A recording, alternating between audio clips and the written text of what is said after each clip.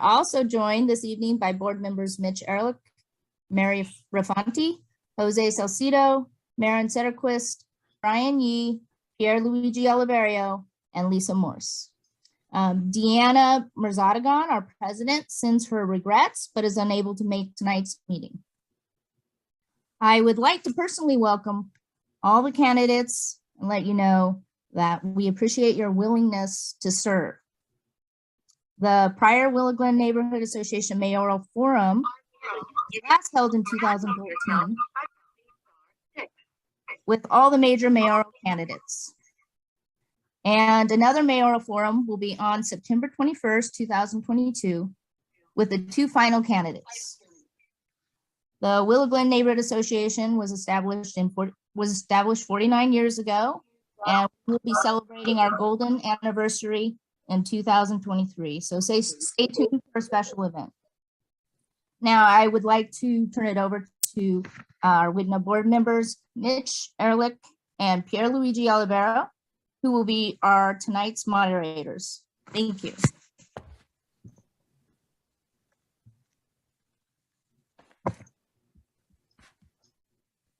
There we go.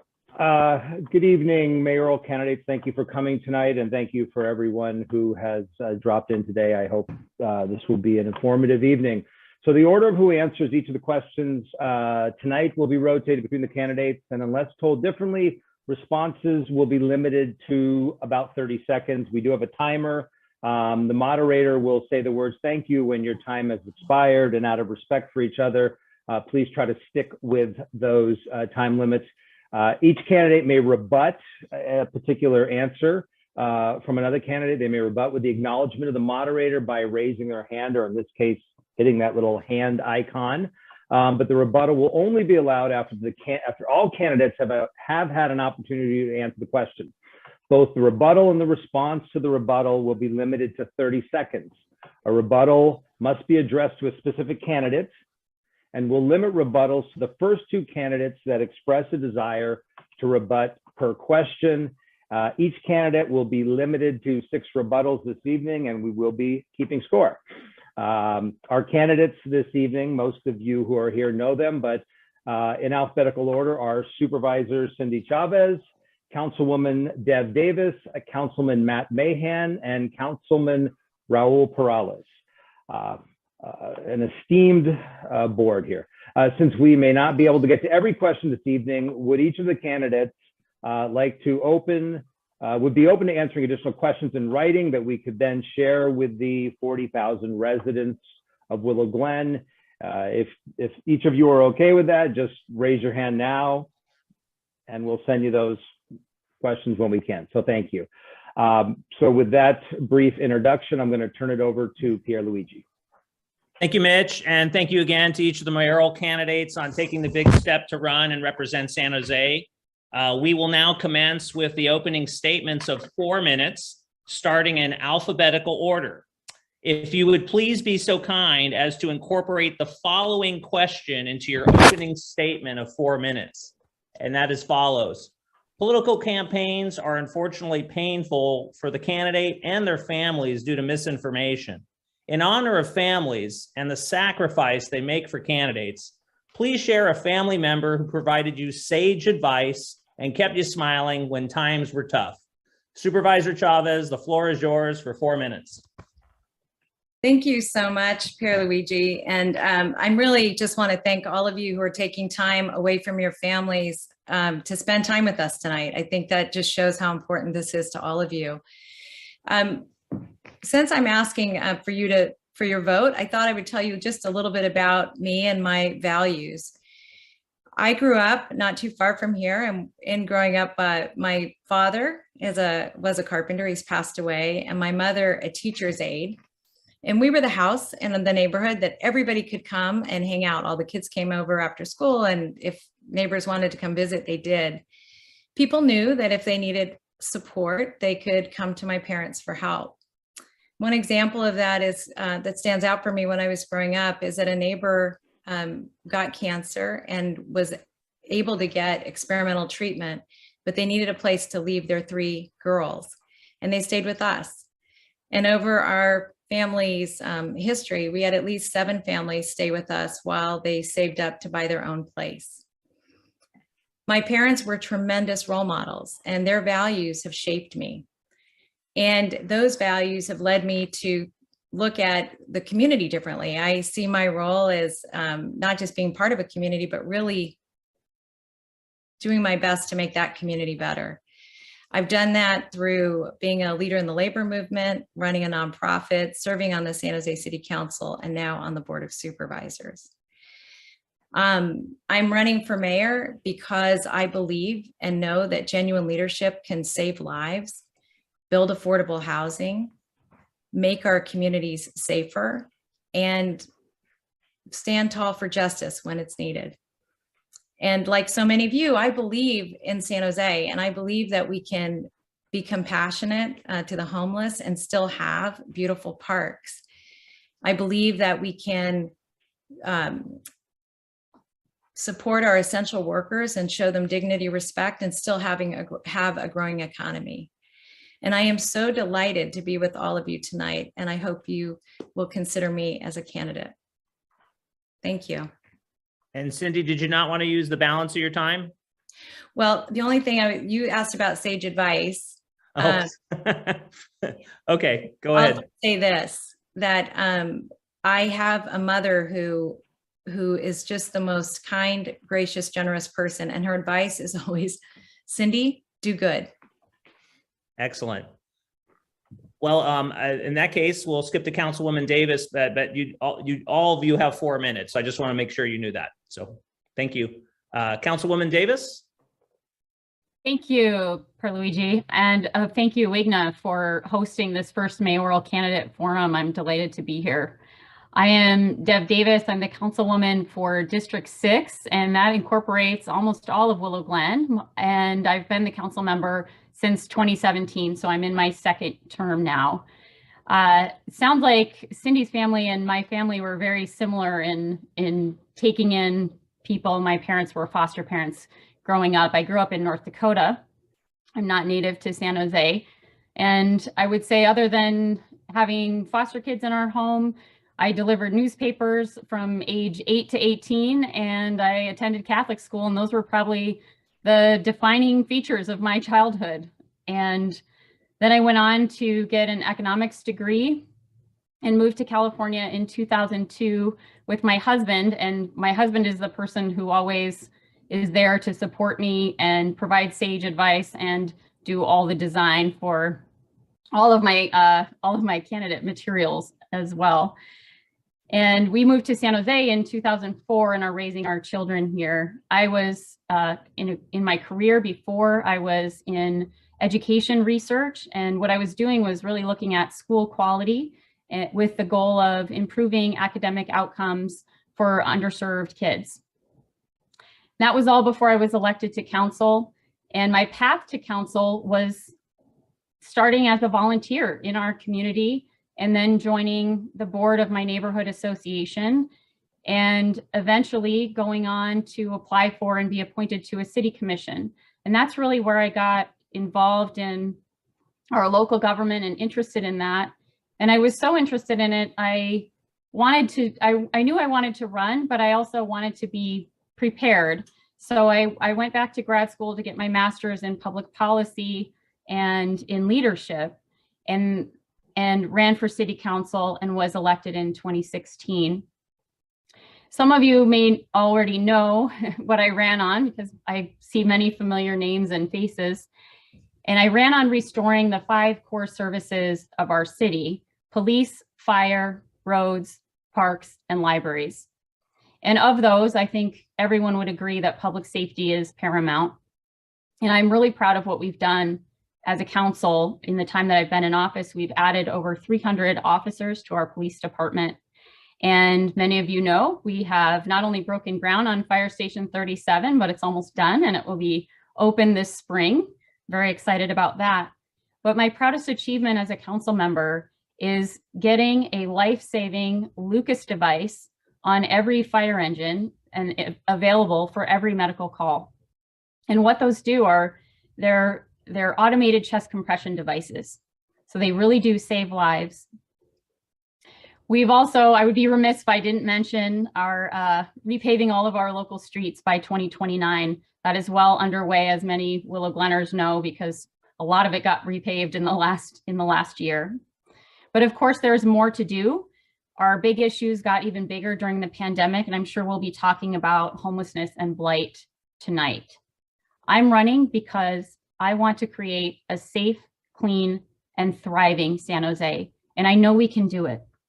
We can restore San Jose's status as America's safest big city. We can prioritize keeping our gateways clean, and we can tackle homelessness, providing more safe places for people to stay with sanitation and services to reintegrate them back into society.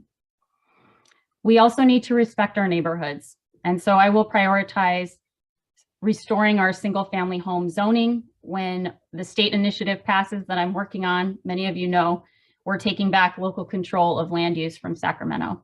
So again, thank you, and I look forward to the discussion tonight.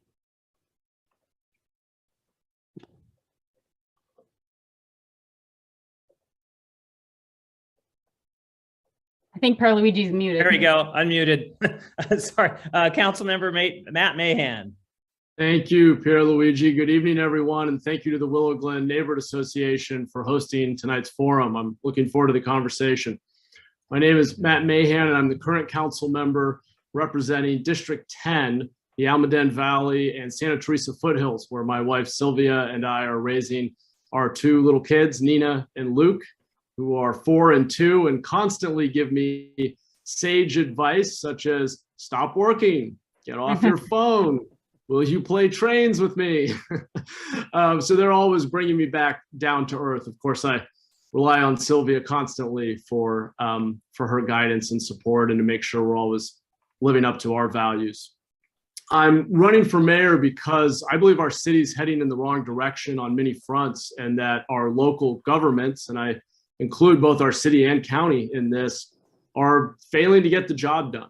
I'm sure I don't need to tell you too much about what isn't working. You see the homelessness, trash and graffiti, mental illness and drug addiction that's going untreated, crime that's going unaddressed and often unpunished, unaffordable housing, and ultimately local government that's failing to deliver on its core responsibilities despite spending more than ever.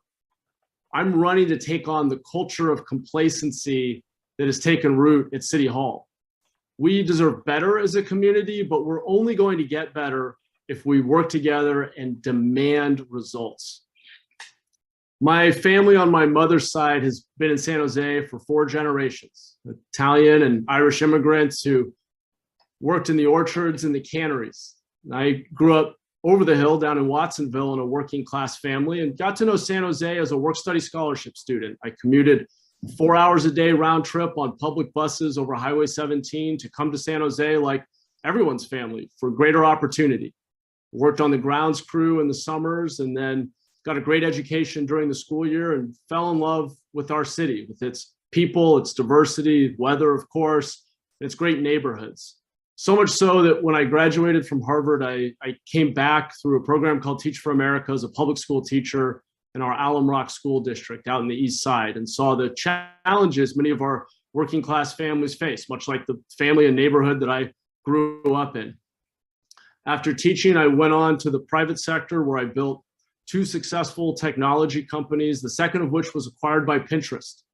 Many of my former employees became millionaires because of that acquisition, but I didn't go on to Pinterest because I wanted to get more involved locally. I wanted to run for local office, for city council, to see if I could have an impact on some of the big challenges we face.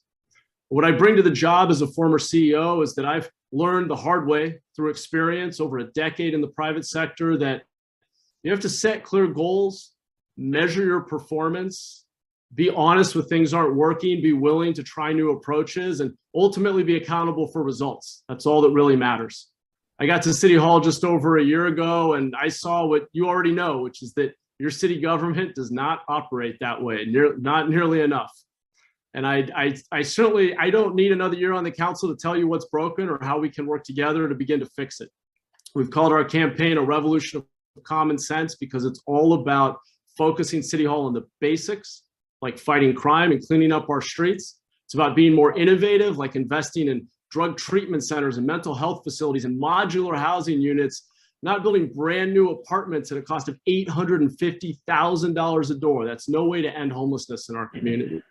And most of all, it's about accountability, such as my proposal to withhold raises from elected officials and top bureaucrats if we don't hit key city goals, such as reducing the crime rate and improving our road conditions that we should set at the beginning of each year. I hope you'll join our revolution of common sense, because we have to come together and demand more. Thank you. Thank you. Councilmember Raul Perales. Yeah, well, thank you and good evening. It's an honor just to be here with you tonight. I'll say growing up, I never thought I would end up in a position of elected office, and I certainly never thought I'd be running for mayor.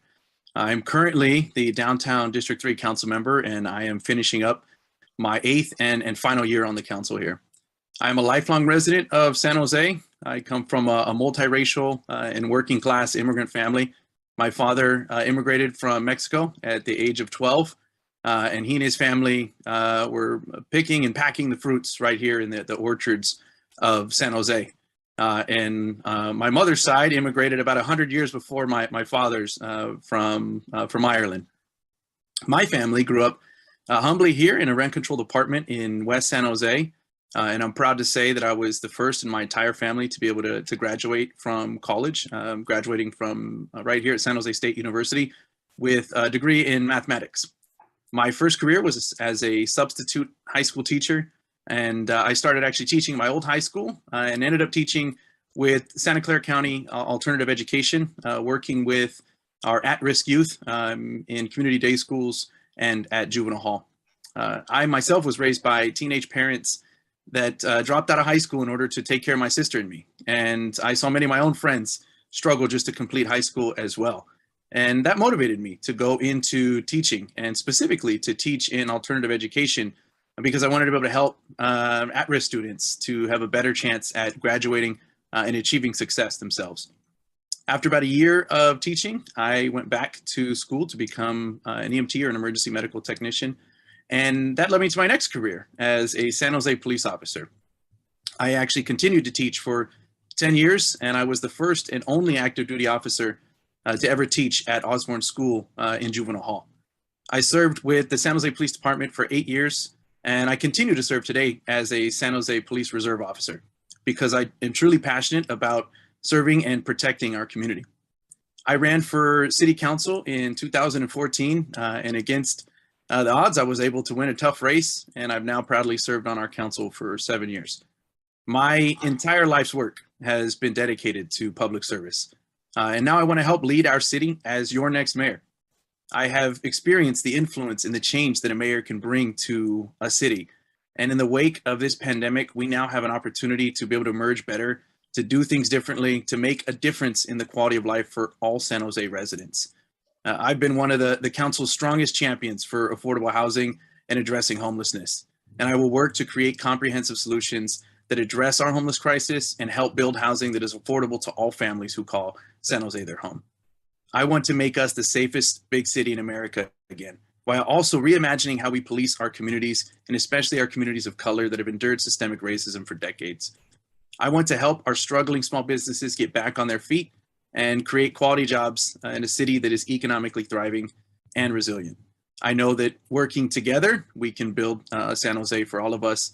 And I thank you and look forward to engaging with you tonight. And with the remainder of my time, I will say that for sage advice, it certainly has come most recently from my wife. We share a 3-year-old son together, and we have a daughter on the way who's doing 6 weeks. And she's always there to be my sounding block. Thank you, Councilmember Perales, and all the candidates for your opening statement. Mitch? Okay, first question of the night is to Councilwoman Davis. Question number 1, City Charter Section 201 lists a special power of the city to utilize eminent domain to take private property, oftentimes against the wishes of the private property owner. What is your position on the city's use of eminent domain under Charter 201? I don't support eminent domain usually. The only time I have supported it on council was in very, there were, I think, 2 limited instances where the actual owner could not be found because the title went back to the early 1900s. And they're for very small slivers of property that exist downtown. And those are the only times that I've supported eminent domain.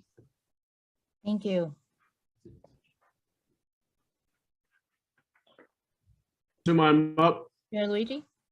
Yeah, Mitch, you'll progress through the candidates. Like Oh. go through all 4. Okay. Sorry. Okay, same question to, who's up next? This would be Councilman Mahan. Yeah, thank you. Yeah, I Okay. mean, look, I think eminent domain is a very severe action, and one that I would generally oppose unless in the case where we can't figure out who the owner is.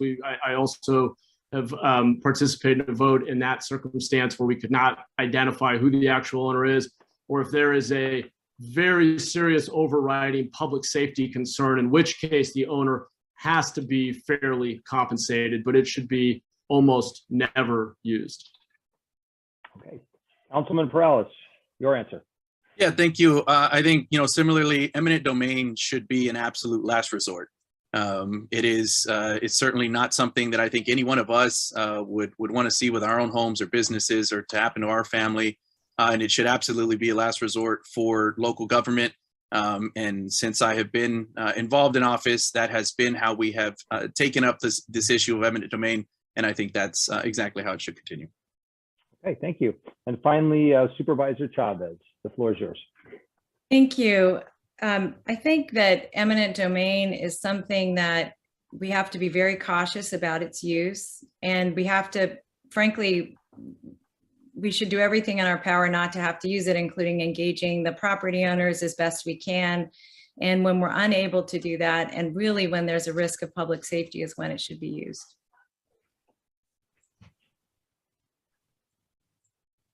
Okay, next question is for Councilor Mahan. City Charter section. Oh, did we skip someone? I'm sorry. Oh, Deb, sorry. Yeah. I just wanted to note that it seems that. Sorry, Deb, is this a rebuttal? This is a rebuttal, yes. Okay, thank you. I just want to note, I think Supervisor Chavez, you were in the past participated in the eminent domain attempt for the Tropicana Shopping Center. And I'm guessing that it sounds like your views on eminent domain have changed, and I'd be interested in hearing about that. So go ahead, Supervisor Chavez. thank you. I'm just, yes, I mean, I would say that one of the things you'll notice about Story and King now is how vibrant it is with all the private investments that's there. I did support eminent domain in that area. And frankly, if it's a vote I would take back if I could. Okay. Thank you, Supervisor Chavez and Councilmember Davis for the interaction. Okay, now the question rotates to Councilmember Mahan. City Charter Section 300 determines San Jose has a city manager form of government, like larger cities such as Dallas, Phoenix, and San Antonio. Should San Jose continue to have a city manager form of government or change it to where the mayor hires and fires department heads? Someone unmute, Matt. I'm so sorry. I'm in the habit of muting myself after speaking, and thank you for the question. I believe that our mayor, the only elected official in the city who is elected citywide on an agenda for the future of our city, ought to have the power to hold department heads accountable. I think it is very, very difficult to implement the agenda that the people supported at the ballot box when the mayor has no or very little executive authority at City Hall. Okay, thank you, Councilmember Mahan. Councilmember Perales. I personally, in my own opinion, would support a strong mayor form of government and have done a lot of homework on this topic. But more importantly, I support the process that the city has to actually amend our city charter. And we actually just completed that process through a charter revision commission that worked and actually took up this issue and has decided to recommend to the council that we do not change our form of government to a strong mayor form. And ultimately, it will be up to the council to decide what we put on the ballot. And I will be supporting the charter revision recommendations. I will not be recommending that we move to a strong mayor form of government. Thank you. Supervisor Chavez. Thank you. I think that a strong mayor form of government in some instances can work, but I don't necessarily think the system we have right now is broken. I think what we need to do is be much more disciplined about holding the city manager accountable for all the departments. And that is done collectively with all the members of the city council. Thank you. Thank you. And Councilwoman Deb Davis. Thank you. I think that a strong mayor form of government has its pros and cons, just like our council manager form of government has its pros and cons. And I agree with Councilmember Perales that we have a process for determining what goes on the ballot to change our charter. And the Charter Review Commission was not interested in giving the mayor more power. One thing that I think is not well known about our charter is that voters can actually recall the city manager. And that's something that we haven't ever used and something to think about. Thank you. Mitch? Okay, next question, and this is to Councilman Perales to start. And this concerns City Charter Section 401, which determines that San Jose has 10 council members. Our Charter Commission, however, has suggested that there be 14 council members, but as part of that, they failed to identify how to fund what presumably would be additional seven-figure costs. What are your thoughts on both the expansion in numbers and potential funding? Yeah, personally, I think 14 is too large. I also don't think we're going to be making any growth in the council members' seats anytime soon. We would want to tie that up, in my mind, with the next census. So 10 years from now, we've just gone through redistricting, as you all are really aware of. And so I think that we have plenty of time to discuss that, but I would not be supportive of growing that large to 14 council members. Okay, thank you. Supervisor Chavez. Thank you. I think that the council's the right size right now. I think if that were to be considered, it should be taken up closer to the next census and something that should be reconsidered, 5 years out so we can plan. Okay, Councilwoman Davis, to you. Thank you. I'm concerned about adding 4 council members. It would add multiple millions of dollars to the city budget every year. And if the concern is that we don't have enough services to our residents in the council offices right now, we could bump up each council district's budget a little bit to hire a couple more staff members. And that would save us a lot of money by not having additional council offices and by not needing to renovate 2 floors of City Hall, which we would have to do to accommodate new council members. Thank you. Okay, and finally, Councilman Mahan. Thanks. But yeah, not only is it a fiscal mistake to expand the administrative overhead at City Hall, but it's unclear what problem it really solves. I've seen no evidence thus far that we would get better governance, more accountability, that we'd be more likely to get the results that we want out in the community by adding a few council members. And it's already hard enough to have substantive discussion and debate on the council with 11 of us. So I do not see any reason to expand. I'm always open to new data and arguments, but I'm certainly not convinced at this point. Okay, next question is starts with Supervisor Chavez. City Charter Section 403 is about redistricting. Recently, the City Council voted on whether or not to further divide Willow Glen against strong opposition from Willow Glen residents. 90% of Willow Glen is in District 6, and in the past, it was 100% in D6. How did you vote on City of San Jose redistricting regarding Willow Glen this year? And for Supervisor Chavez, how would you have voted? Well, yeah, that would be a hard question for me to answer. I didn't spend all the hours that my colleagues did looking at that. But what I would say is this: I think that San Jose grew so much and in such weird places that we didn't have as many good choices as that we would have liked. And the other thing I'll say is, just for those of you who live in Willow Glen, you know that everybody, when they're selling their house, lives in Willow Glen. Thank you, Supervisor Chavez. Councilwoman Davis. I worked hard with Councilwoman Pam Foley in District 9 to ensure that the borders between District 6 and 9 stayed as close as possible to similar, even though District 9 had to gain residents in order to be equalized for the population. So I voted to stay the line. Thank you, Councilwoman Davis. Councilmember Matt Mahan. Yeah, thank you. We actually did not see that much population growth citywide. There was a bit of growth up in D4, which necessitated moving some lines. But unfortunately, we saw a redistricting process that was very politically motivated and driven by electoral goals rather than equal proportional representation. And I actually offered the motion to move the lines back to restore the D6, D9 lines. Councilor Davis seconded, and we collaborated on trying to keep the D6, D9 lines where they should be. It's same with D10 and D2 where we were not successful, but I appreciate our partnership on that because our line should not be driven by looking at preferred electoral outcomes. Thank you. Thank you. And Councilmember Raul Perales. Yeah, I actually would agree that we did not have the best redistricting process. And in fact, the entire council agreed that we need to look at how to improve that moving forward. The movement of the D6, D9 border was one of the more contentious discussions. I did support a small geographic change between the South Willow Glen border, including the Canoas Gardens neighborhood, that would have allowed greater diversity in the demographic of voters in District 6 and District 9. And other than that, the council was nearly unanimous through our support on the rest of the changes in the council districts. Thank you, Councilmember Perales. Mitch? Okay, next question. I have a rebuttal to that. Another, okay. Okay, rebuttal recognized.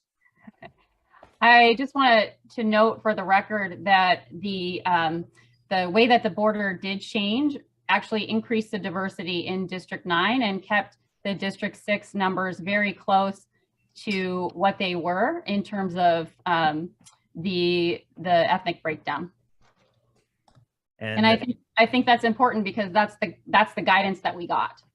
And it's important to note, candidates, when you make a rebuttal, it needs to be to a candidate. So is there someone you want to direct that to? Well, it was in response to Councilmember Perales's comment. So then Councilmember Perales, your response? Yes, I knew that, but I don't know, maybe everybody else didn't. So I do believe it did increase the diversity, and that was fact in the District 6 area. It may not have been the case for District 9, and that was part of the complication of this entire process. It was not perfect, but ultimately, it's where we've landed. Thank you. Okay, next question. This is about elections and voting rights. And then we're going to start with Councilwoman Davis. And this concerns City Charter Section 404 has a U.S. citizenship requirement for both council members and mayor. With that said, both New York City and San Francisco recently decided to allow non-citizens to vote in local elections. What's your view on allowing non-citizens to vote in local elections, such as city council, mayor, and other city ballot measures? Thank you. I was actually the only council member to vote against allowing non-citizens to vote last week when we first took up this topic. I think it's really important for citizenship to have its rights and responsibilities and for those to be clearly defined in voting. I would also like to say it's very important in terms of ensuring that voters know what they can vote for and preventing voter fraud. If we have differing requirements for who can vote and in which parts of which elections. So it's important for it to remain citizen for everybody. Davis. Okay, Councilman Mahan, your answer. Thank you. I do not support allowing non-citizens to vote in local elections. And I frankly think it's a little misleading to say that Councilor Davis was the only council member to vote against it. What we voted for was a study session, which I personally believe is the best way to have this debate in the open with public comment, not a surprise memo from a couple of colleagues. And I was very disappointed in the process, but I think a future study session where we can hear counter arguments is the right process, especially given that there may already be 6 votes on the council to put this on the ballot. But I think that voting is a right and responsibility of citizenship. Okay, thank you. Councilman Perales. Yeah, thank you. And actually, personally, I do support expanding our local voting rights to non-citizens. I also support process and recognize that this was a last minute add to a very long charter revision process. And so our community has not had an opportunity, and neither did our commissioners have an opportunity to vet out this. And I think that that needs to happen. That's ultimately as well why I supported the study session. And I agree that we should have that conversation. And ultimately, this will be a decision up to the voters in the city of San Jose, because we would merely be recommending it to be placed on the ballot. Okay. Finally, Supervisor Chavez. Thank you. I don't support the memo that was put forward by 2 women who I have a great respect for, but I don't support voting rights at the city level. I think what this really hit me as is how frustrating it is to not have had proper immigration reform. And that really, I also just want to say, I think that the idea of making sure that you have that study session is very important. Okay, thank you, Supervisor Chavez. Next. Sorry, I was going to mention real quick. No, sorry, it's Kathleen. I wanted to mention to the candidates that it's going to sound awkward, but I'm going to say thank you when we're at 30 seconds because we're trying to keep it to a certain amount of time. So if I say thank you, that's me cutting it off at 30 seconds. So I apologize. It probably sounded weird when I was saying thank you in the middle of something. Thank you, Kathleen. You're welcome. Thanks. Our next question starts with Councilmember Mahan. City Charter Section 401 lays out the election schedule for mayor. Most large cities such as Atlanta, Boston, Chicago, Los Angeles, New York, Philadelphia, San Francisco, Seattle have their mayoral election in off years. Do you support off-year elections for mayor? And if so, why? Thank you. My preference is for off-year mayoral elections because I think it's really healthy to have a focus on local and state issues outside of the presidential cycle. Presidential cycle takes all the air out of the room and is quite a distraction. That being said, it will be on your ballot and the public will get to decide. And I do understand why some folks want to align it when there's higher turnout. It's not an unreasonable debate to have. Thank you, Councilmember Mahan. Councilmember Raul Perales. Yeah, I do support it, and I support it for the one reason that it's when we actually have most voters turn out, and I think we're best off having a citywide, our only citywide member of the council to be elected by more people in the city of San Jose. And ultimately, just as the last question, this will be something that we up to the voters in the city of San Jose. Thank you, Councilmember Perales. Supervisor Chavez. Thank you. I do support the elections being held in presidential years. It is a citywide choice, and we should have the most people we can going to the ballots. Thank you, Supervisor Chavez. And finally, Councilwoman Deb Davis. Thank you. I prefer to keep the mayoral election in the off years. I think it's important for us to be able to focus on our local issues and to have that discussion citywide. I also think it's important to note that we now get mailed, every single person who's registered gets mailed their ballot every time. So I'm hopeful that even in the off years, we're going to see greater turnout because of the work that the county has done to allow everyone to vote in a very convenient way. Thank you, Councilmember Davis. Okay, off to Mitch. Okay, next question. This is about open meetings, and we're going to go to Councilman Perales. City Charter Section 412 and 413 cover meetings of the city and citizen participation. The question is, should conducting city council meetings online remotely, as we're doing tonight, become a permanent option for council members, staff, and residents to participate? Yes, I do believe that we should continue to allow a hybrid environment for council meetings. I think we have seen this opportunity allow a lot more people throughout our city to be able to participate. You think about working families, somebody able to stay home, but be able to join remotely, virtually. as well as having the opportunity to stay engaged in person. So I do think that we should continue a hybrid environment. Thank you. Supervisor Chavez. Yes, I think that the board members and our staffs should be present. I think that the community should have options. One thing that we saw at the county, I'm sure you've seen it at the city too, is a higher number of people who are disabled being able to engage, both who, who may have challenges getting to the meetings, but also in terms of, hearing and being able to translate easily in other languages. So I really like it. And Councilwoman Davis. Thank you.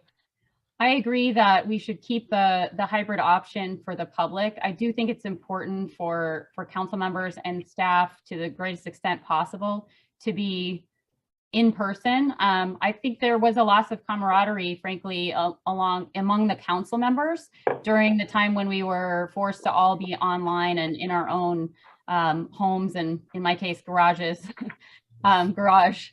And I think that we lose collegiality and frankly, we lose some politeness, some manners. Thank you, Councilwoman Davis.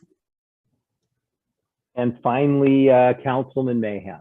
Yeah, and I'm going to sound really repetitive here. I did write the memo last year to direct staff to make the investment to allow for hybrid meetings on the public side, and currently that's true for electeds. But I agree with my colleagues that encouraging council members, elected officials to be in person has a lot of value. But for the public, we ought to have private options for seniors, young people, families, just to help more people participate. Thank you, Councilmember Mahan. For this next question, let's do 60 seconds, starting with Supervisor Chavez. City's Charter Section 807 established the police department. Do you believe there should be more sworn officers? If so, how many? And how to fund the ongoing cost? Thank you for the question, and thank you for the 1 minute, since it's a complex question. First of all, yes, I mean, we obviously need to get our police department much healthier and much more robust. I think that one of the things we should be looking at, there was a really old study, so I think we actually need to update the study, but there was an old study that looked at a 5-year plan, and that 5-year plan would have us, I think we would be at a little over 2,000 right now, and we're under 1,000. So I think in terms of funding, the most important thing that we should be looking at is opportunities for bringing officers on and using the excess fund balance and considering whether or not the excess fund balance could be considered ongoing revenue. Because the way the city budgets now, it's considered one-time revenue, and I'm not sure that makes sense. Thank you. Councilwoman Dev Davis. Thank you. Yes, I do think we need more officers. We're at something like 1,150 sworn officers, which is about 300 less than our max number of officers that we had about, I'm sure Raul knows the exact year, but sometime in the early 2000s. What we learned last Friday is that it costs about $200,000 for one officer. And so for about $1 million, we get about 5 officers.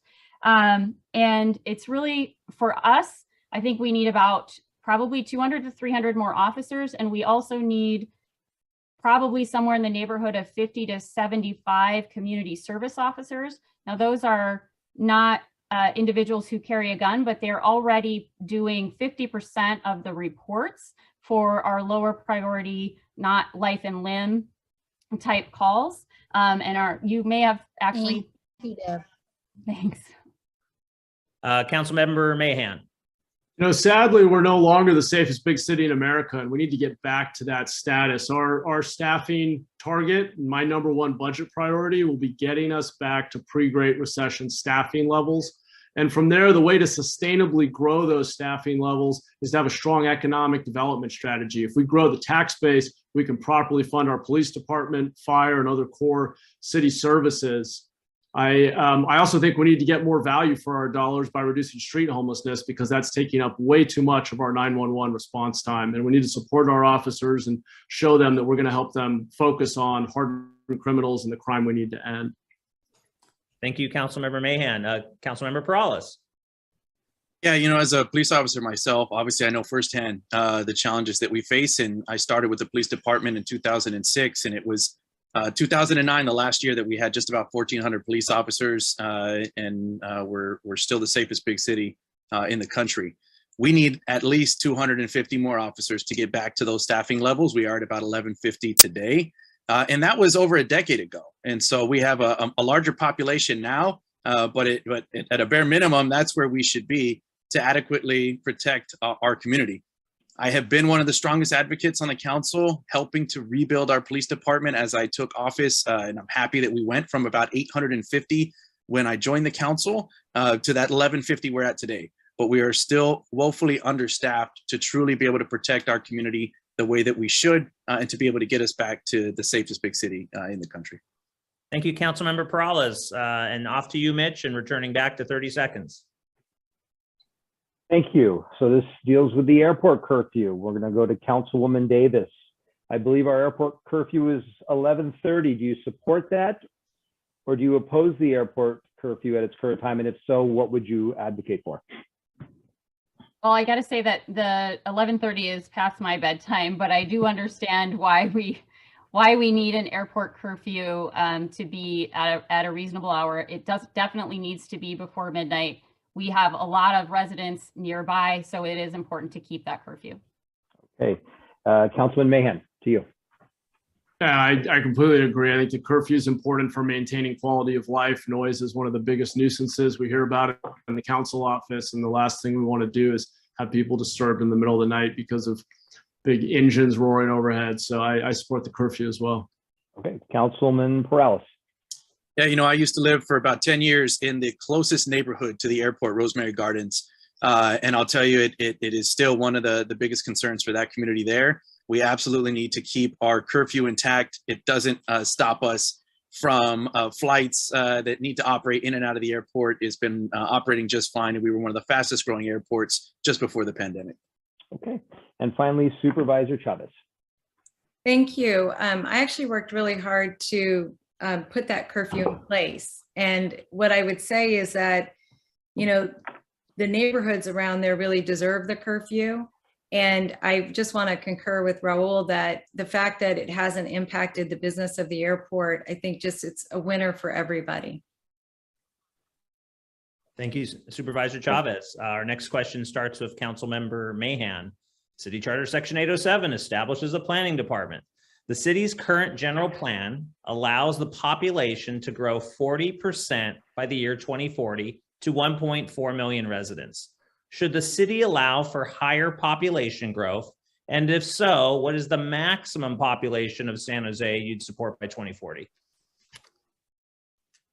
Great question. I think it's less about the exact number because we can't stop people from creating jobs or having babies. It's more about the restrictions we're going to put on development and where we're going to put it. I've been an advocate for smart growth and protecting our single family neighborhoods. I do not believe that a developer should be able to buy a single family home and without public input, bulldoze it and replace it with a fourplex. I think the economic growth strategy and really our housing strategy for San Jose has to be putting housing near transit and particularly downtown so that we don't have. Thank you. Yes, thank you. And then moving on, same question for Councilmember Perales. And, you know, we actually go through a process called the Regional Housing Needs Assessment, and where it lays out what we expect some of the growth to be in the city of San Jose. We try to mirror that with the growth that we will have and we will allow through development. I do think that we are spot on with that estimate. And I don't think we should be estimating much more higher than that simply just to get more growth. I think that the number that we're at, 40,000, is the number we should be at. Okay, thank you. Supervisor Chavez. Thank you. I apologize. I missed part of the question because a neighbor's dog was barking. Happy to repeat. Thank you. City's current general plan allows the population to grow 40% by the year 2040 to 1.4 million residents. Should the city allow for higher population growth? And if so, what is the maximum population of San Jose you'd support by 2040? Oh, thank you. You know, I think that the most important thing we can ask ourselves is the things we have control over, which is how do we grow in a thoughtful, healthy, respectful way. And I think what that means in my mind is that we continue the progress that we've made in building more densely and with higher density near transit. And thank you. Thank you. And Councilwoman Davis. Thank you. I agree that we should focus on the things we can control. And I also think that we should focus on taking back the local control that we have ceded to Sacramento over the course of many years. That's why I am supporting the initiative to restore that local control of land use decisions and ensure that we can actually follow our general plan, which I support. Thank you. Mitch. Okay, next question. We're going to start with the Councilman Perales. To accommodate our population growth and more development, but at the same time address the demand for water, should the city phase out lawns, front lawns, backyard lawns, and single-family houses? And if you propose or agree with that, if so, when should that occur by?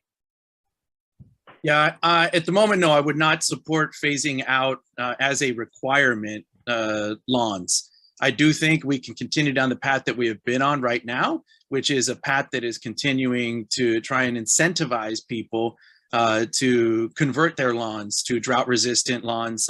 Going through that process myself, my front lawn is now completely dead, and we're working out how we might be able to tap into some of the valley water resources and create that a drought-resistant front lawn.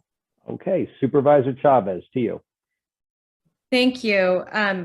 I think that's exactly right, Raul. We need to really focus on education and working with the city, the counties, and Valley Water to really educate people about the options they have for their yards and how important it is that we're, doing our best to not use water, not as much water. Okay, Councilwoman Davis. Thank you. I do think this is much more in the purview of Valley Water than it is for the city.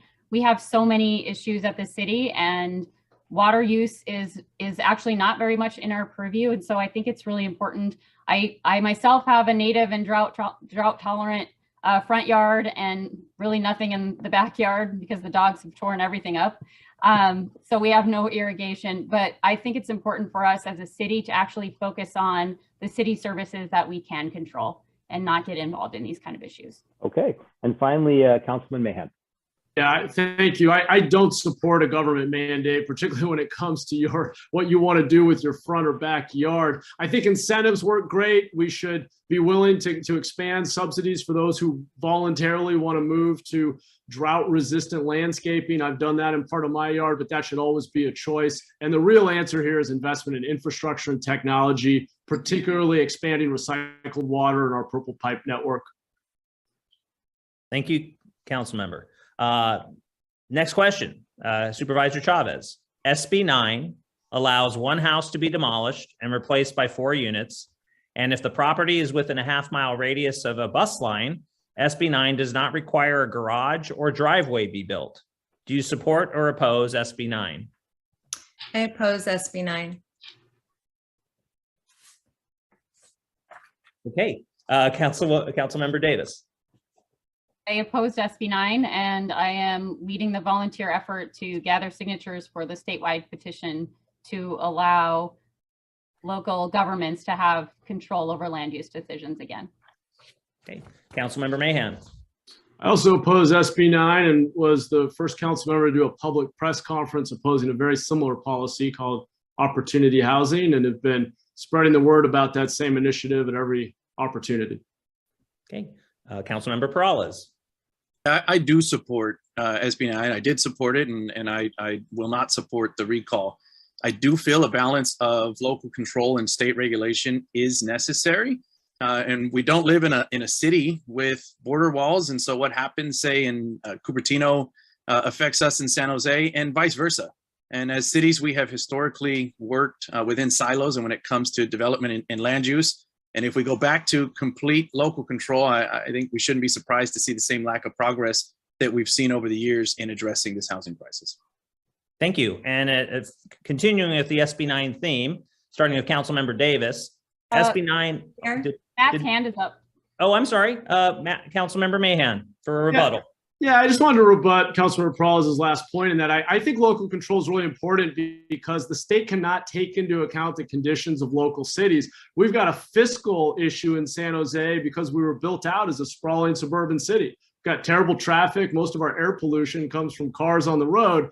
And so we ought to have freedom and flexibility over how we hit our goals. I'm not saying that there should be no goals, but we need the flexibility to hit them in a way that works for our city, and every city is different. Thank you. Councilmember Perales? Yeah, again, I mentioned I think a balance is important, and I don't think that SB 9 specifically is really taking that balance to drastic measures. And I do think that maintaining a solid balance of local control and state regulation is again necessary. Thank you. Again, starting with Councilmember Davis for this next question. SB 9 eliminates public processes such as advance notification, community meetings, public hearings, and appeal processes. Should the government eliminate public processes in other areas? No, in fact, I have actually added public processes to our homelessness solutions in our district by putting in place community advisory committees when we have a homeless solution or a program come into one of our neighborhoods. So I actually think we need more public process and community input rather than less. Thank you. Councilmember Mahan.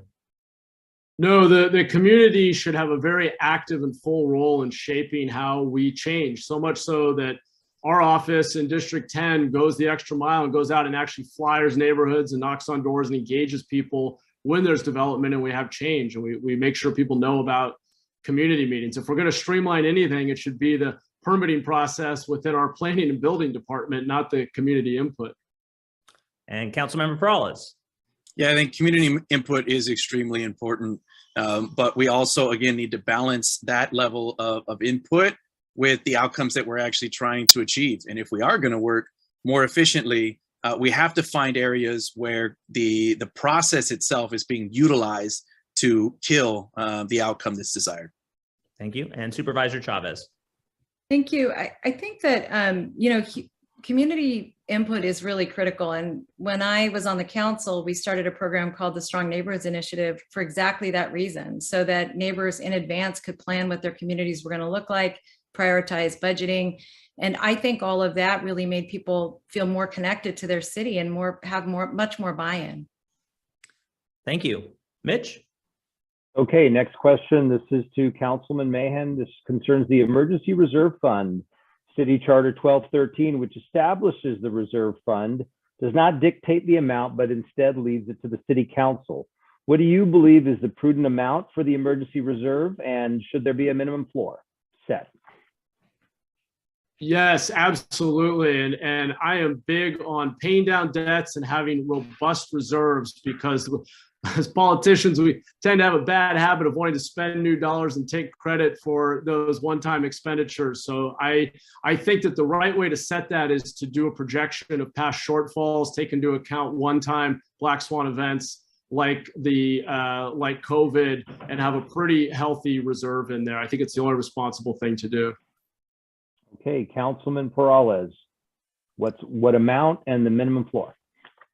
Yeah, well, first off, absolutely, we need robust reserves. And I think we ran into this issue during the Great Recession. And quite frankly, I was a victim of that as a city employee, getting a pink slip from the city and realizing that we did not have sufficient resources to be able to cover shortfalls when they happen. I think we want to be able to look at the operations of the city and ensure that we have reserves that can carry us through at least a one-year period.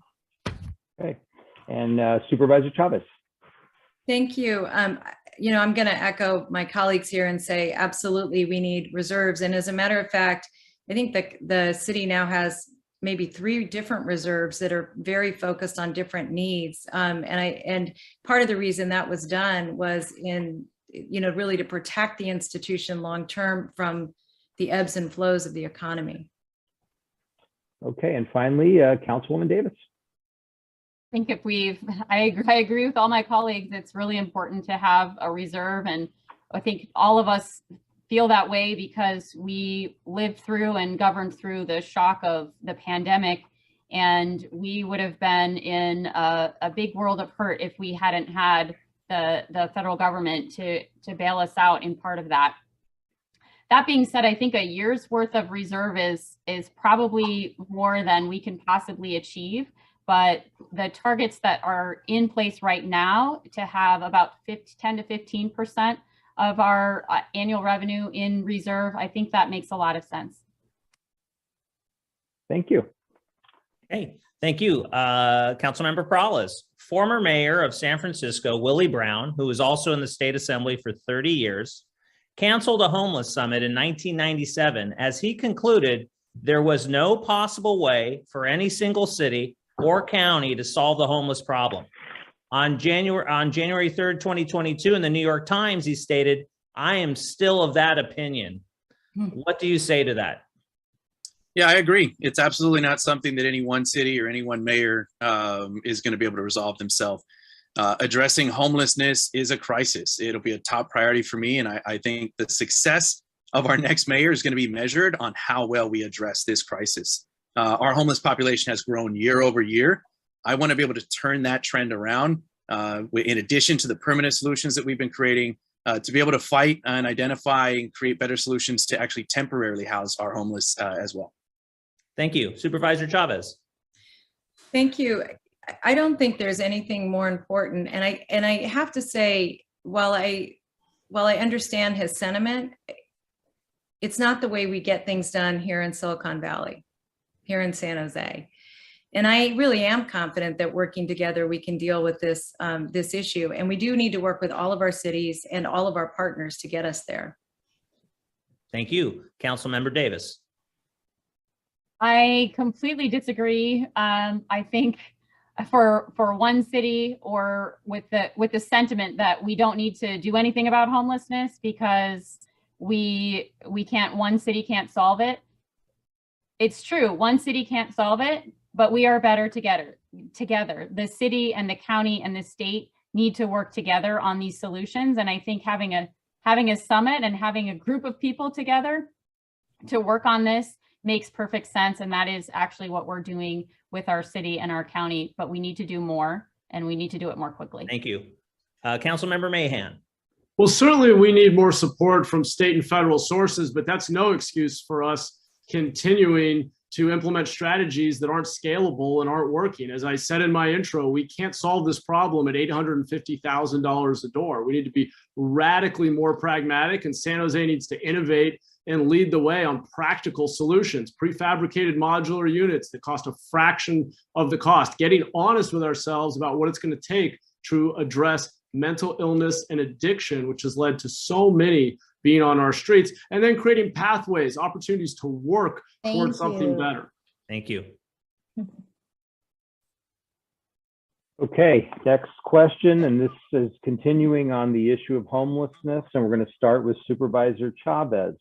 Homeless activists are currently circulating a petition, to utilize a portion of the county fairgrounds to provide centralized services to homeless individuals in our community. What are your thoughts on that proposal?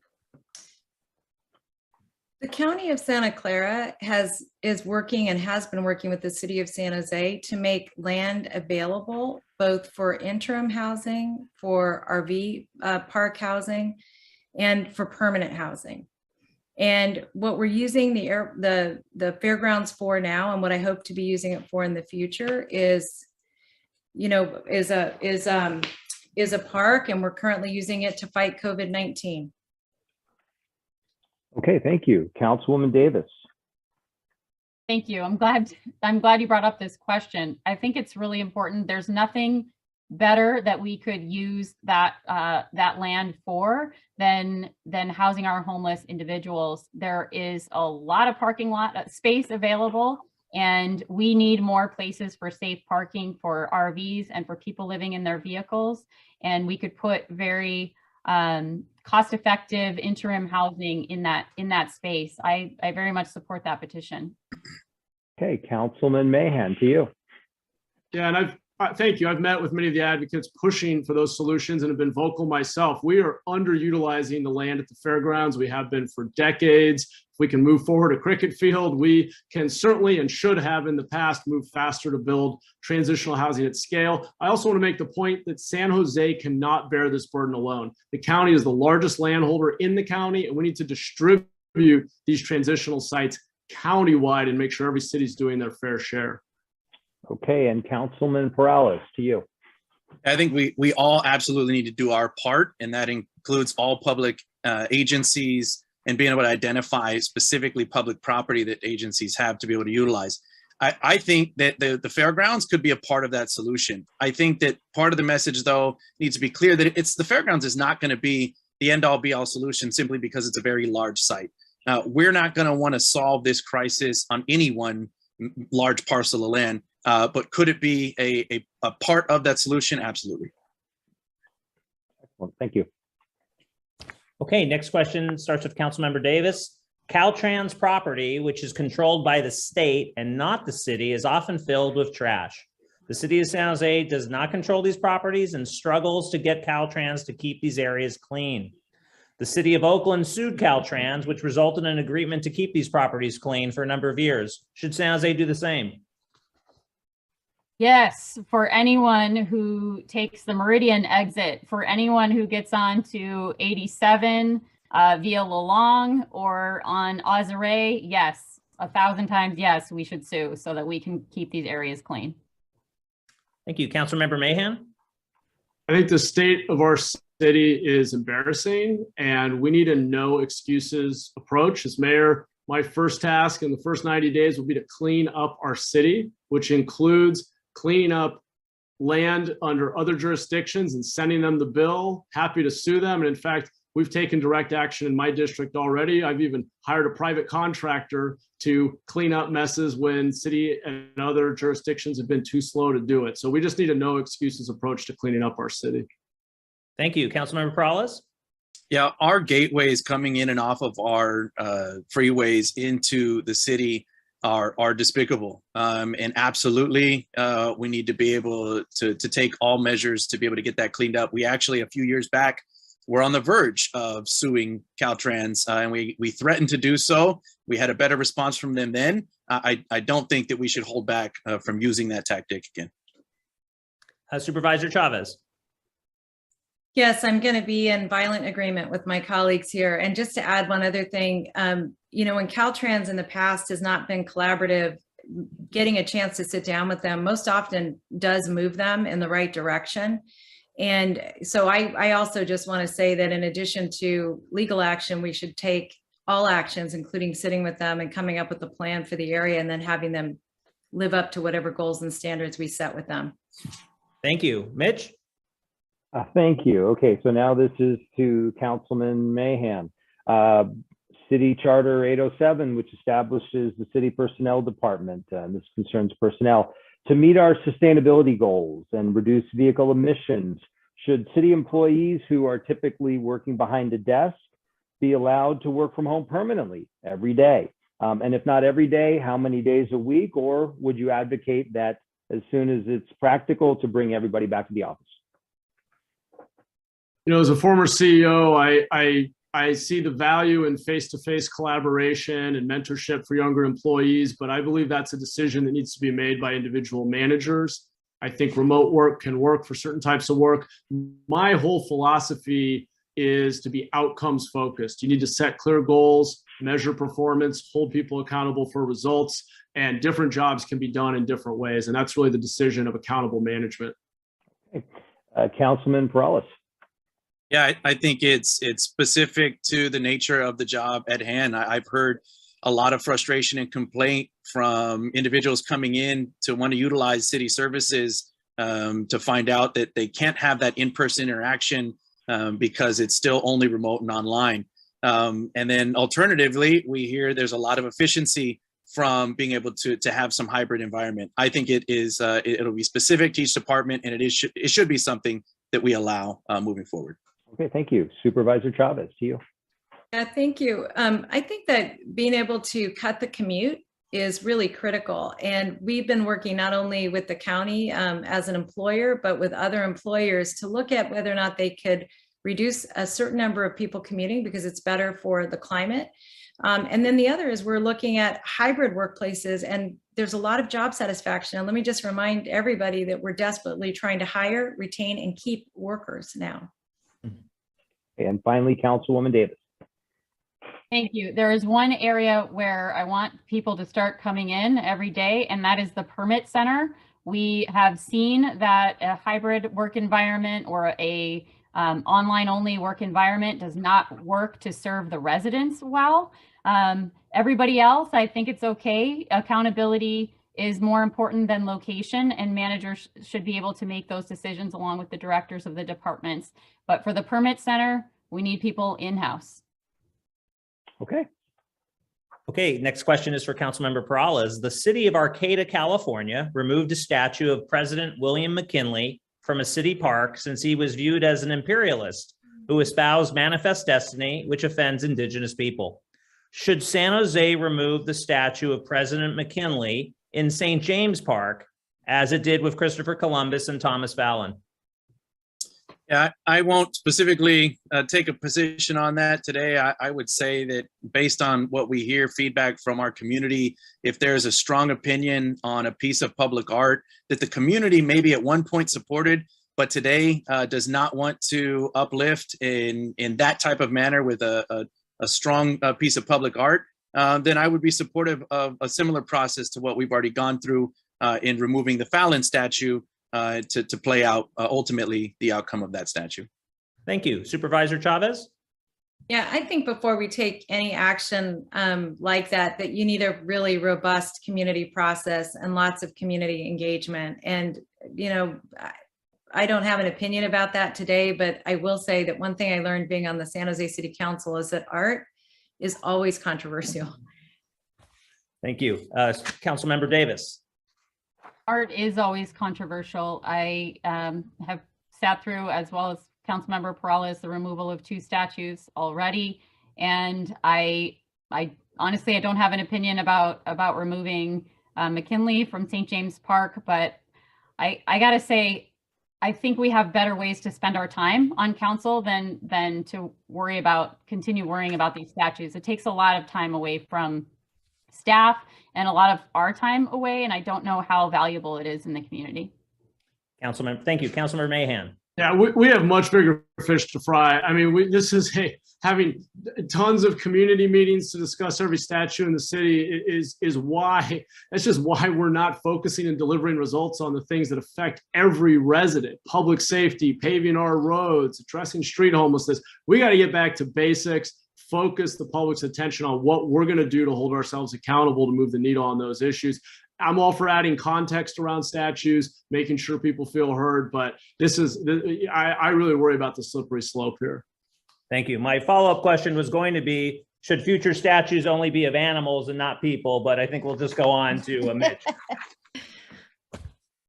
Okay, this is to Supervisor Chavez. This is a long one, so y'all listen closely. In April 2021, the County of Santa Clara chose to bypass the city's conditional use permit, the CUP process, when it established a facility for formerly homeless individuals across from the San Jose Swim and Racket Club. I believe it's on San Pedro Street. The CUP process allows for public meetings and hearings where enforceable guidelines can be established by the commission. In doing so, the county executive stated that the county has intergovernmental immunity such that they can bypass city planning requirements. Do you believe the county should be able to locate this type of housing anywhere, and in so doing, circumvent the normal public process? Such a good question. You know, my general answer to that would be no. And the reason that I supported that project ultimately was that Supervisor Ellenberg, who I have a great deal of respect for, was really working with the community to make that, to really make that facility one that the neighborhood would ultimately embrace. Okay, Councilwoman Davis. Thank you. I think the county should go through the process. I think More importantly, the county and the city need to work together on these and to ensure that the public engagement happens much, much earlier in the process and that we don't get into these kind of controversies and threats of legal action. Okay, Councilman Mahan. Yeah, I agree.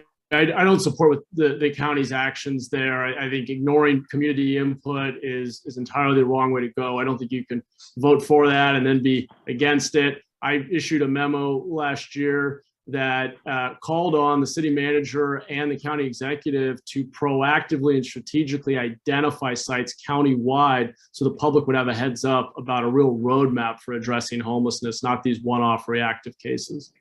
Okay, thank you. And finally, Councilman Perales. I would have hoped that the county would have gone through the CUP process. I am certainly not interested in anything that we might delay something beyond a reasonable timeline, but I believe our CUP process is fair, and it is one that could have brought in more community support on this. Excellent, thank you. Okay, next question starts with Councilmember Davis. Currently, the city of San Jose is polling residents on increasing property taxes. It'll be based on square footage of the property. Is there a need to raise taxes? And if so, which type of tax do you support raising? It's a great question.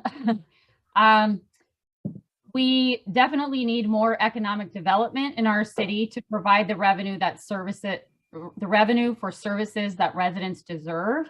That being said, it is up to the residents if, while we're waiting for this economic development, which as mayor, I would really prioritize bringing into our city, it is up to the residents if they want to add tax themselves for additional services. Thank you. Councilmember Mahan.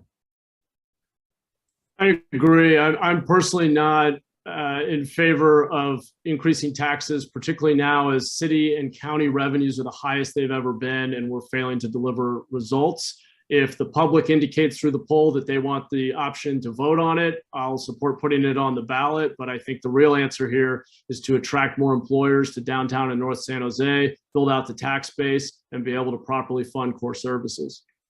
Okay, thank you. Councilmember Perales.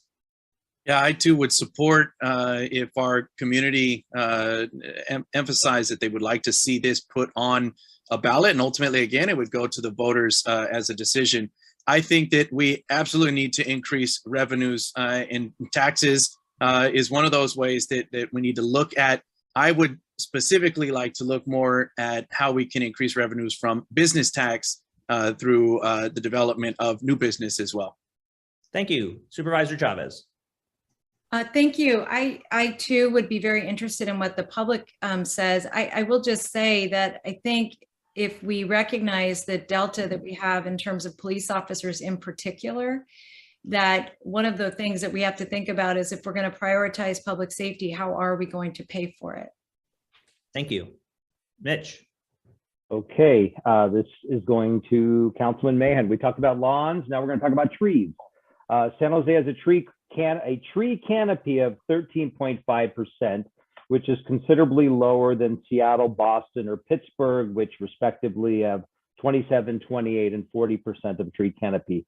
90% of San Jose's trees are on private property, which of course can affect the sidewalks. Should City Hall repair homeowner sidewalks in order to promote more street trees? And if you would propose that, how would you suggest funding it? So the question, I love trees and just planted one out in my sidewalk strip last year, but I think we put an undue burden on residents in making them fully responsible for the maintenance of street trees and fixing sidewalks. And, you know, it disincentivizes the planting and maintenance of trees, which is a public good. And so we, over time, I think the way to start is with philanthropic and private partners who want to see us have healthier air and shade. And then in the long run, if the public does support a ballot initiative to bring that back under the city purview, of course, that's something I would be happy to put on the ballot. But in the short run, it's got to be through partnerships. Okay, Councilman Perales, to you. I think this is where we start talking about priorities. If we want a good way to know that we won't be able to add more police officers, we can do something like change this policy, knowing that we don't have the revenues today to be able to fund pavement, where a tree may be causing damage. And I think that's where ultimately the city went with this policy. I will say that a few years ago, I did increase our hardship exemption because I saw that there were a lot of families that could not pay or could not afford to fix their pavement. And so we did increase the ability for community members to get approved for a hardship exemption where then the city could come in and fund it. Thank you. Okay, Supervisor Chavez, to you.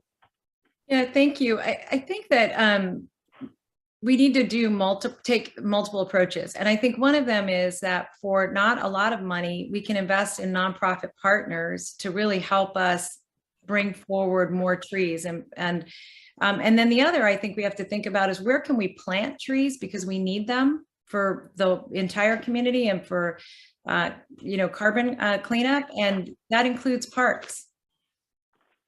And finally, Councilwoman Davis.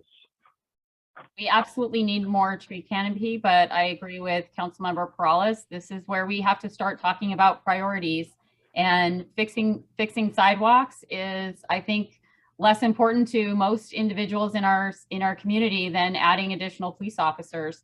And so I agree that we can do public-private partnerships and we can work with nonprofits to address our tree canopy, but I don't think we can take that back on. Pierluigi remembers when we put that back on homeowners because of the severe budget shortfalls that we had in the city. Thank you. Okay. Next question starts with Councilmember Perales. Mayor London Breed of San Francisco is promoting surveillance cameras in high crime areas. What are your thoughts? Yeah, I think there's a lot of efficiency and effectiveness of having surveillance cameras throughout the city. We actually are piloting that throughout the city as well. We have a program where private cameras, you can opt in to tap into the police department to allow the police department to have access to that. It's one of the easiest ways we can access video without having to actually fund it ourselves. And I've seen the benefit of having video, especially for our public safety needs. Thank you. Supervisor Chavez. Yes, I would support it. Thank you. Councilmember Davis. Yes, I definitely support that. We're already seeing that in a neighborhood that was District 2, and I think it's going to be your District 10 soon, Councilmember Mahan, where they put cameras on multiple residences' homes, and they saw a decrease in crime. Thank you. Councilmember Mahan. Also in support. In fact, in the last cycle of the ARP funding, I worked with our mayor to include a $250,000 pilot for additional license plate readers. Having built consumer apps, I also am very sensitive to the privacy concerns. I think that we have to continue to have and communicate very strong data retention policies, and that data should only be held on to if it's actually being used in an active court case. Otherwise, it needs to be deleted on a regular schedule. Thank you. Mitch? Okay, this is to Supervisor Chavez. Of the 20 largest U.S. cities, San Jose currently ranks number 17 in information technology spending per capita. Despite that, San Jose proclaims itself as the capital of Silicon Valley, but does not allocate the necessary budget to utilize modern technology. What are your thoughts? Technology can be very, very expensive. And this is one area where I think governments should work more closely together. And in fact, I think the county, the city, and even VTA should be looking at where we can do not just shared purchasing, but even shared use of some staff. All of us have enormous backlogs of technology needs. It's very hard to hire technology folks. And so we should be working much more collaboratively. Councilwoman Davis. I think one of the greatest untapped resources in the city of San Jose is our own tech companies. We don't partner with them in the way that we should with government and, say, Adobe, for example, and their solutions. I think we could get better pricing if we simply just asked our neighbors. Okay, Councilman Mahan. I'm a broken record on economic development being the way to fully fund city services in the long run. But in the short run, we have to be as effective and efficient with our resources as possible. Since I started chairing the Smart Cities Committee, our 311 app has gone from 2/3 of customers being dissatisfied to 2/3 being satisfied because we've done process improvements and optimized how we're doing service delivery for the various services within the 311 app. So we can keep getting more value for the dollars we have if we're smart about setting goals and iterating. Okay. And finally, Councilman Perales, to you.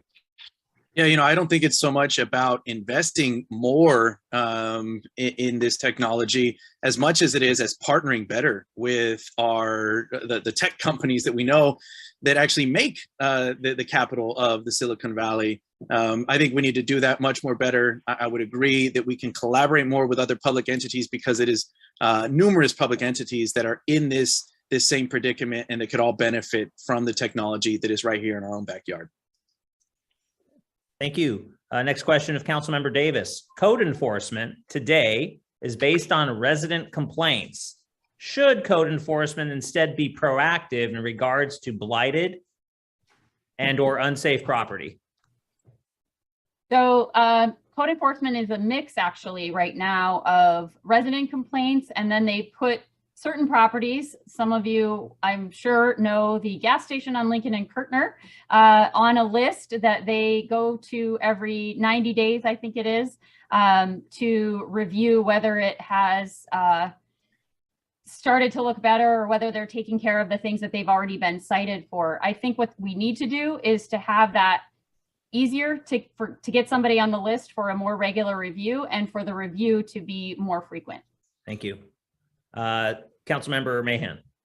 It has to be both, because residents deserve to know that when they see a problem and report it to the city through the 311 app or another avenue, that it's going to be addressed, and we have to close the loop with them and tell them what we did, why we did it, and how we're solving the problem. At the same rate, it can be more efficient and more equitable to be proactively doing code enforcement, particularly in areas where we know we have recurring problems. So we need both approaches. The key is, are we actually getting accountability when we cite somebody? Are we following through and actually resolving the issue or not? And that's where I think we can do better. Right. Councilmember Perales. I think this is one of the many services that is inequitable and has been because it has been more of a complaint-based service. And I think if we can open up more opportunities for proactive code enforcement, whether it is making it easier to get somebody on a more proactive list, or just shifting the percentage of time of code enforcement from responding to calls for service to being proactive, we can make this a more equitable service throughout our city. Thank you. Supervisor Chavez. Thank you. This is actually one area I would invest in expanding staff. I think code enforcement is so important. And I really agree with the point that Councilmember Perales just raised. And in addition to that, I think we should be working more closely with the district attorney's community prosecutors so that we can be much more assertive when we're dealing with really challenging properties. Thank you. Mitch? Okay, this is to Councilman Mahan. We're back on the issue of homelessness. City of San Jose currently requires a permit to distribute food at parks. Do you support that policy? Yes, we should. And in fact, I think we should really encourage food distribution to come indoors to preset locations. I was at Martha's Kitchen just yesterday. And I don't think that we should be incentivizing congregating in parks across the city. I think we've got to do a much better job of getting people off of the streets and into transitional shelter and addiction and mental health treatment. Okay, Councilman Perales, the permits. Yes, I do. And in fact, I represent the district that has some of the worst examples in St. James Park, where people utilize that on a daily basis for a de facto soup kitchen. That's not what parks are meant for. We have worked to try and relocate individuals into facilities that even the city has funded. That's what we should be doing, trying to get these individuals that want to help those that are hungry in our community, those that are homeless, but we should not be allowing that without a permit at a city park. Okay. Supervisor Chavez. Thank you. I think the permits are really important. And one other thing I would recommend is that, and something that I did again when I was a council member, is worked with the providers, especially at St. James Park, to look for kitchens that were nearby, that we could incorporate these folks who wanted to do goodwill with nonprofits that were already prepared to do so. Thank you. And finally, Councilwoman Davis. Well, this is another area where we all agree. I think the permits are important, and it is really important to get people into places like Martha's Kitchen or Grace Baptist downtown, where they can not only get a meal, but also get connected to services, because it is so important to get people off the streets by connecting them with services so they can reintegrate into society. Thank you. Okay, next question is for Councilmember Perales. I actually had a rebuttal. Rebuttal. Councilmember Mahan. Yeah, we're agreeing too much. And look, we may all agree on this issue of permits, but I have to say, when it comes to St. James Park, I walk through there frequently, and we may agree on the need for permits, but we're not properly enforcing, or otherwise we're being way too lax. But the conditions there have for years dragged on, being totally unacceptable. And we need real measurable results when we talk about using permits to manage how our public space is utilized. So I have to throw that out there, because I think the current state is unacceptable. And Councilmember Mahan, are you directing at someone? Well, I know St. James Park and the progress there was cited by both the Supervisor Chavez and Councilmember Perales, and I just I don't see the success, frankly. Okay, well, we'll split the difference and give them 15 seconds each to have a response of the 30-second time. Yeah. Go ahead, Supervisor Chavez. I wasn't saying that we've had success. I was saying that there are options and tools we can use to provide people services away from the parks. That was the point I was raising. Thank you, Supervisor. And Councilmember Perales. Yes, similarly, I did not tout progress. I said the opposite, actually, that I have one of the worst examples, or best, if you will, on why these permits are needed. I will say, for over a decade, our police department has not enforced the permits. And it's been an ongoing battle back and forth. I think that having the need for the permit is still important. Thank you. Thank you. Okay, next question for Councilmember Perales. What are your thoughts on increasing the use of drones to augment the police department? I'm in favor of utilizing drones. We only have one right now, unfortunately, and it's quite a process to get an officer to be permitted or licensed to pilot it. And it's a very, very narrow scope that we have right now on where and when we can use it. Our police department is very interested in the expansion of that, and so am I. Thank you. Supervisor Chavez. Yes, I also support the use of drones, but would just reinforce something that was said earlier, which is the retention policies for data and material that come off of all of those have to be just really nails. And we have a good retention policy at the county. We have one at VTA, and I think they are very important. Thank you. Councilmember Davis. Yes, I also support the use of drones. I think they're quieter than the helicopter, but it is important for the privacy policy to be in place and the data usage and retention policy to be followed to the letter. Thank you. Councilmember Mahan. Yes, as I said before, technology is the best way to give law enforcement leverage, and we just need to ensure that we build trust with the public around how we're using the data, why it's valuable, and what we're doing to protect people's privacy and ensure that that data collection is not abused. Thank you. I believe that's Mitch. Okay, next question. We are back to Supervisor Chavez. City of San Jose just put out public notice regarding potentially issuing upwards of $250 million in pension obligation bonds.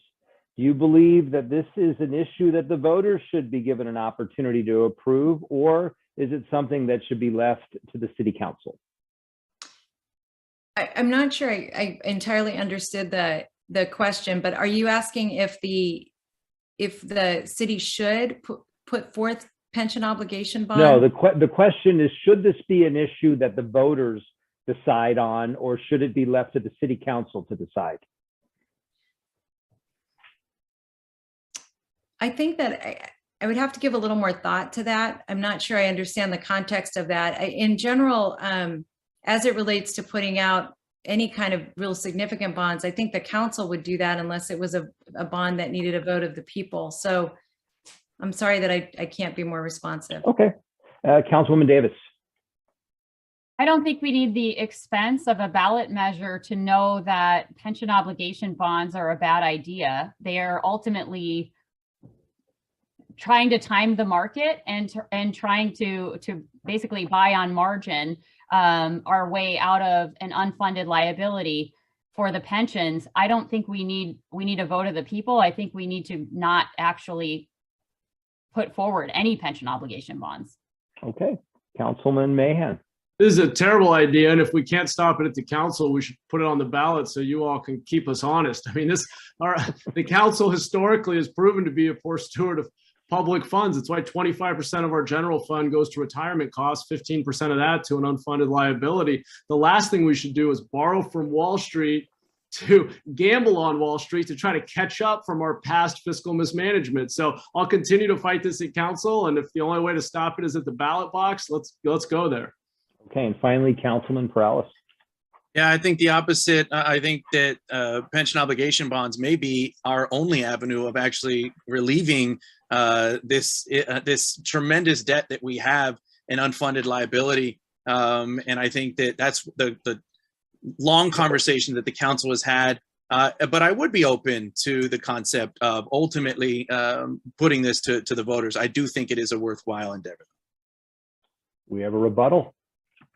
Matt Mahan, Councilmember Mahan. Yeah, thanks. I just have to strongly disagree with Councilmember Perales on this issue. I mean, pension obligation bonds help bankrupt Stockton. The idea that we can arbitrage the market, that somehow we're smarter than the folks setting the discount rate on bonds, and that we're going to magically do something that we have almost never done, which is outperform the market with our investments, is just, it's wishful thinking. It's a shortcut. It sounds like a good idea. Most likely it will extend the period of time that we have a large unfunded pension liability, and we should not do it. Thank you. Councilmember Perales. Yeah, that is one poor example. And in fact, over 95% of cities that have engaged in pension obligation bonds have been successful in relieving their unfunded liability and those debts. And quite frankly, we almost went into debt ourselves back in the Great Recession without a pension obligation bond, simply because of our pension obligations. Again, why I think that we're left with very, very little options if we want to change the trajectory of the city's fiscal issues with pensions. Thank you, Councilmember Perales. Thank you to everyone so far. Fantastic performance tonight by everyone. Thank you for allowing us to cover so many issues. The next question is for Councilmember Davis. Long one. Mayor Janet Gray Hayes in 1976 declared the biggest problem facing San Jose is the jobs housing imbalance. This imbalance leaves San Jose with less revenue to pay for basic services, while people living in neighboring cities enjoy superior municipal services, since the jobs housing imbalance is opposite. This topic has been discussed for decades with little improvement. Even the proposed Google development does not improve the jobs to housing ratio, since it adds thousands of housing units. What are your thoughts on preserving land for jobs? Councilmember Davis. Thank you. That was a long question, a long intro to a short question. Our jobs housing imbalance is our most important issue for our city's budget. And I think that we do need to preserve our commercial and employment lands. That being said, there is a way to do some mixed use on some commercial lands that have historically had retail, and to be able to put housing on top of retail. Thank you. Councilmember Mahan. Great question. She was absolutely right. We have far too little of our land reserved for employment uses, around 15%, which is way too low. We absolutely need to emphasize attracting employers and high-paying jobs to our city to build out the tax base. I do want to note, however, that housing at a density above 45 units to the acre, which is very sustainable, in fact, we can go much denser downtown and near some of our major transit stations, is net fiscal positive for the city. So dense housing where it's appropriate and jobs are what's going to get us out of this crisis, but we should not be converting employment lands. Thank you. Councilmember Perales. Yeah, I think we have two crises at conflict here. Inevitably, yes, the jobs housing imbalance has been a major Achilles heel for the city, but we also have an affordable housing and a housing crisis, housing shortage crisis. And so to try and solve both of those is very difficult, but Matt is correct. A way to be able to achieve both the growth of jobs that we need and the housing that we need is to be building more densely. We know that if we build densely enough, then the impact on the city services and fiscal constraints are minimized. And that's absolutely the way that we need to go. Thank you. Supervisor Chavez.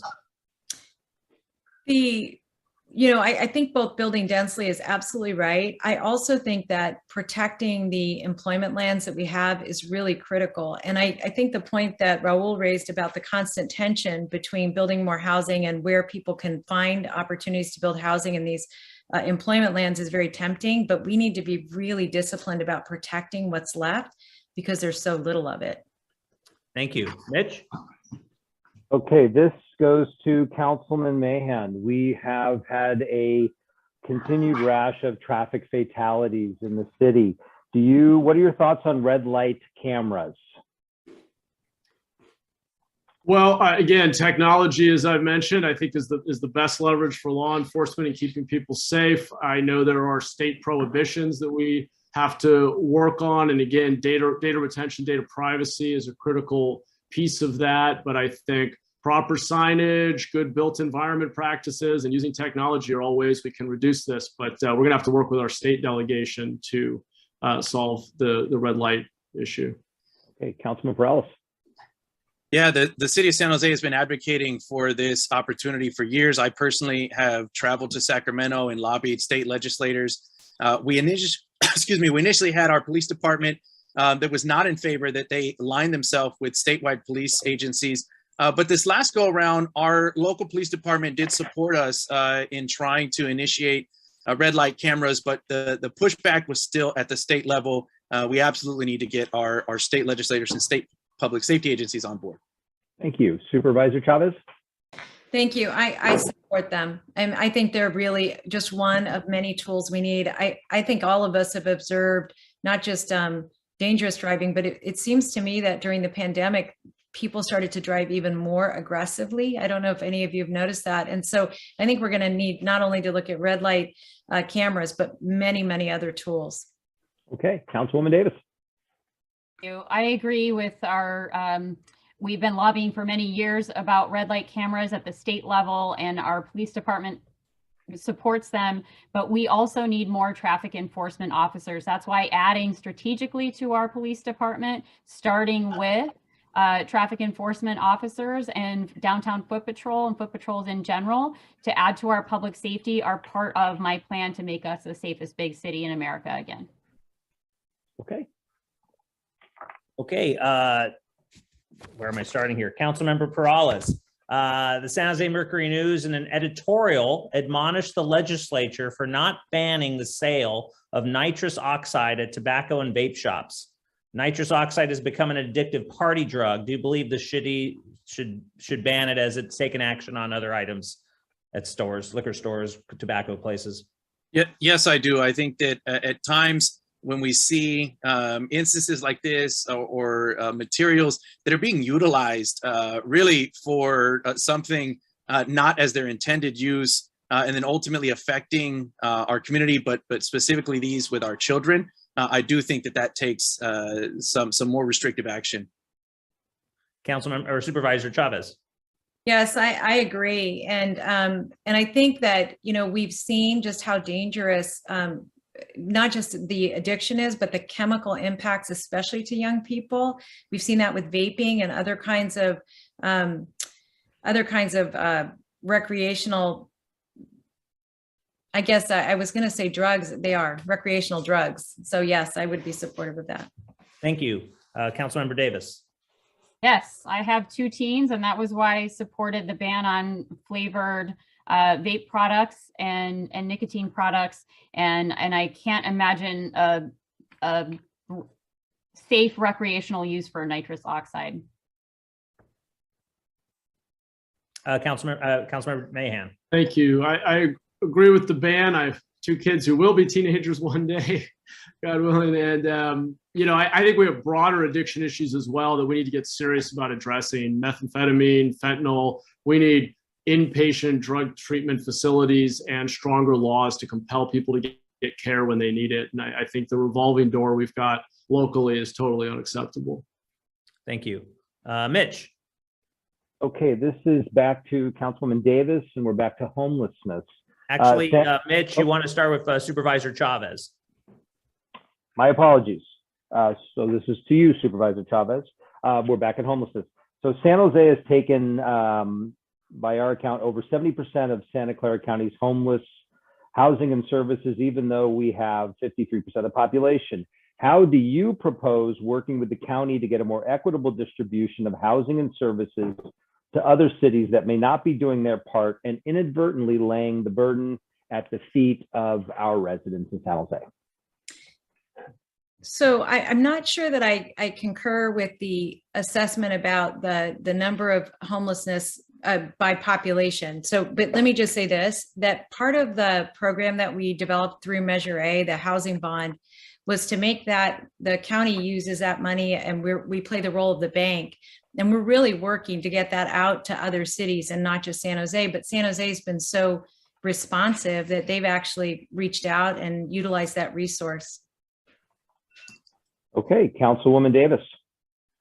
I think it's really important for the other cities to do their fair share. And if they're not willing to do their fair share, then they need to help us by paying their fair share for anything over the amount of population that we have, that we're disproportionately providing for homeless services and housing. Okay, Councilman Mahan, to you. Yeah, I don't think that the County Board of Supervisors has done enough to ensure that San Jose is treated fairly here. I think we have an over concentration of services and street homeless, and I think we've allowed other cities to push problems to San Jose and not tried to fairly distribute the burden. I wrote a memo last year that unfortunately my colleagues here, Councilmembers Perales and Davis, did not vote for, that would have instructed the city manager to ask the county executive for specific parcels and facilities in other cities that could be used to combat this problem. I think we need to get much tougher on this. Okay, finally, Councilman Perales. I think it's important to remember that even as a city or mayor, we're not going to have the authority to be able to force other cities to do something.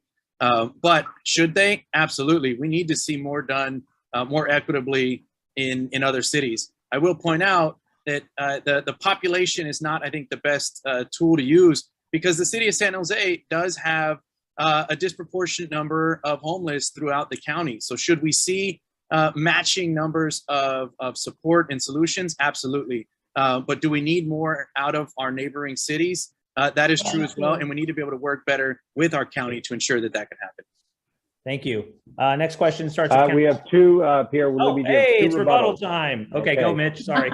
Why don't we go with Supervisor Chavez, since you led off with this question? Thank you. I just wanted to make the point actually that Raul did, that when we did our last homeless count, 70% of all of the homeless lived in San Jose. And I think, and I just want to be clear that what the county's resources do is we give money to local governments to be able to build homeless shelters or interim housing. And so we are giving San Jose money, we're giving Campbell money, we're giving other cities money. So we're not forcing anybody to take money from us to be able to build these resources. And Councilman Perales, your response? I don't know if that was a rebuttal to me. That was to me.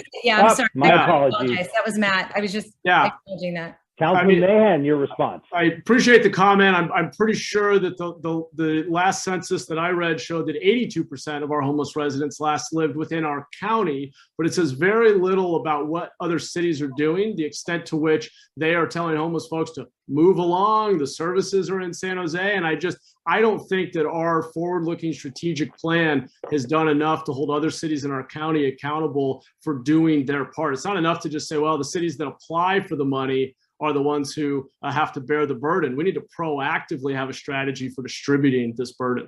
Okay, and back to Councilwoman Davis. Thank you. I just wanted to address the issue that Councilmember Mahan brought up about his memo, asking the county to provide locations for dealing with homeless solutions. And the reason that I didn't support it, and I can let Councilmember Perales speak for himself, is that work was already underway and it was redundant. And I didn't think we needed to spend time at the council to direct staff to do something that they were already doing. Well, my response is that it's not underway. I think it's been underway for years, and I still have not seen a clear report from the county on where we can site transitional housing, treatment facilities, evenly distributed across the county that asks our North County neighbors to do their part. And I haven't seen those sites still, that report isn't produced. We've done it in the city of San Jose. We've taken on a lot of the burden. The county has not done this countywide. I still haven't seen it. With all due respect, your memo only mentioned the city of San Jose. That is incorrect, and I will happily circulate it to everyone. Okay.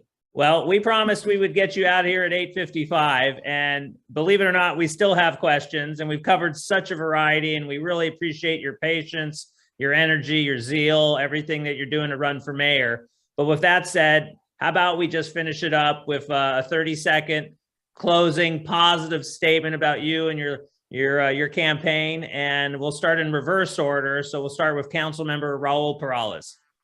Yeah, well, first off, thank you. And thank you to all the participants that came in tonight. If you'd like to learn more, please reach out. My website is raulperales.com. My email is raul@raulperales.com. You can get involved. And I just want to say as well that I have respected the process and the opportunity presented to us tonight. And my colleagues in the answers in the debate that we've gotten into, and look forward to this campaign.